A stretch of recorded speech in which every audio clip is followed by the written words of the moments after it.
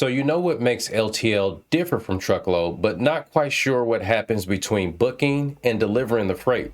Well, our goal here is to show you the process when it comes to LTL shipping.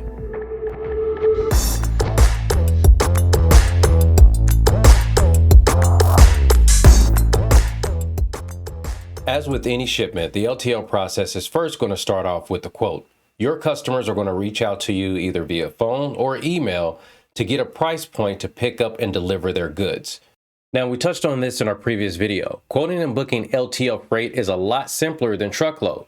You can easily log on to the carrier's website to complete this for your customer.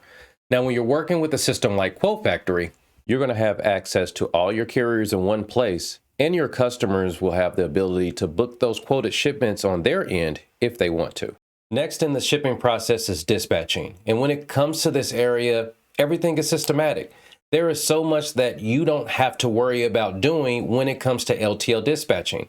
You don't have to call out to the carrier. You don't have to worry about carrier compliance. You don't have to worry about sending out a rate con. You don't have to worry about the carrier printing out the rate confirmation, signing it, scanning it, and sending it back over to you. As long as the information you have is accurate and placed on the bill of lading, which we will talk about next.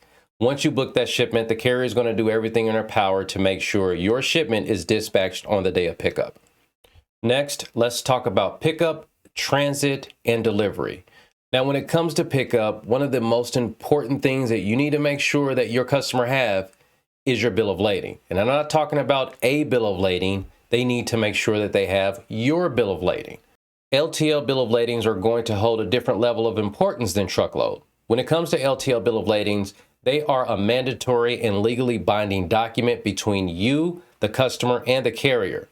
This BOL is going to provide carriers all the details to process a shipment and is going to provide them the information needed to correctly invoice this shipment. Also, along with LTL bill of ladings, any and all services that are requested on the bill of lading can be rate impacting. Now, when the carrier comes to pick up, not only do you want to give them a copy of the bill of lading, but you also want to make sure that a label or a bill of lading is placed on each pallet that's being sent out.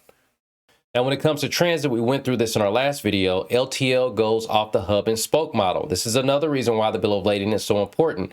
We're not going from point A to point B. The shipment is being picked up from your customer's place of origin and is going to travel through several different terminals before it actually reaches its final destination. That bill of lading will help each of those terminals organize that freight to make sure it's getting on the right truck at the right time. Now, at delivery, the driver is going to hand the receiver or consignee a copy of the bill of lading so they can sign off. This signature will provide us with what's called a POD or proof of delivery. Now, one thing to note is to make sure the receiver knows to check their freight.